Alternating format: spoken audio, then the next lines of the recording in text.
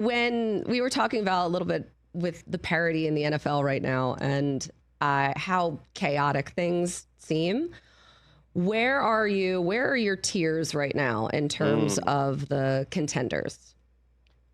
It's annoying, but I thought about it last night, and I felt this even going into it. If you could pick one team that's by far the most likely team to be playing in the Super Bowl, it's so obviously the Kansas City Chiefs.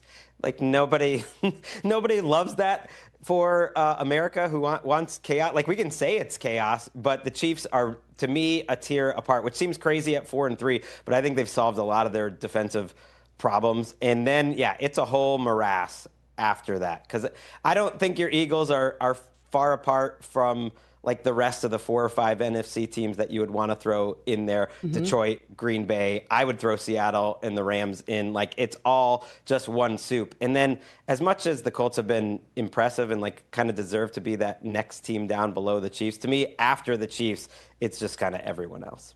And the Broncos, 5-2, their defense, it's been really, really good, but and we talked about that game already a bit, but Sean Payton, I visited their training camp this year, and he was talking about how their first preseason game was at Levi Stadium, and they were playing the Niners, and he talked to the team about how they were going to start the season there, maybe potentially, who knows where it ends, but a full circle moment, and that really stuck with me, just like the visualizing that in general and how beautiful the symbolism would be.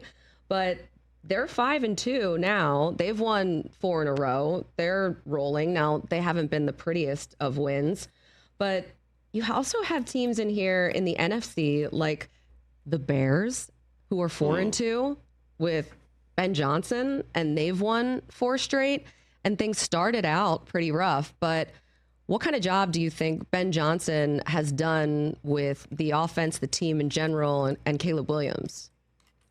Caleb Williams is coming off a rough game that they managed to survive. And, according to Troy Aikman, like 2 rough games. I thought people were a little hard on Troy. Like he likes what he likes. I see it too. Caleb Williams is holding on to the ball forever, but they came out of their bye, and I think this is a great sign for the Bears, and I'm not surprised. But I think coaches really show who they are coming out of the bye week, like what they've tightened up, what they want to focus on, what's improved.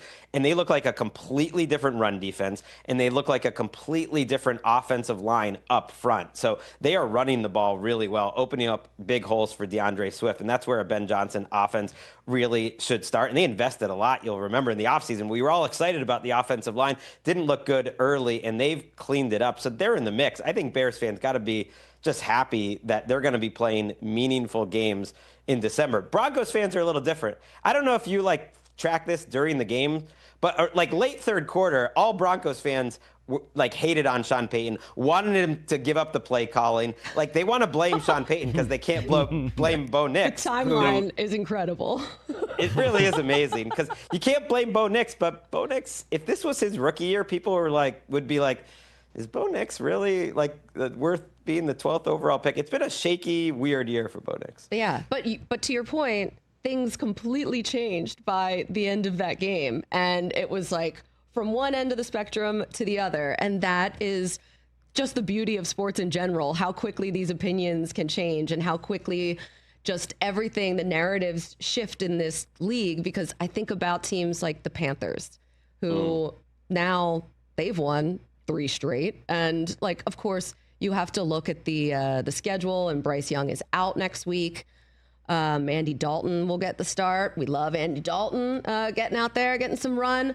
But I think about teams like the Panthers, who at least they're showing some signs of life here, and that they have the ability to have a little bit of an improvement, unlike the Jets. And it just seems like everything is such a struggle with New York. And I think about the Arizona Cardinals, for instance, too.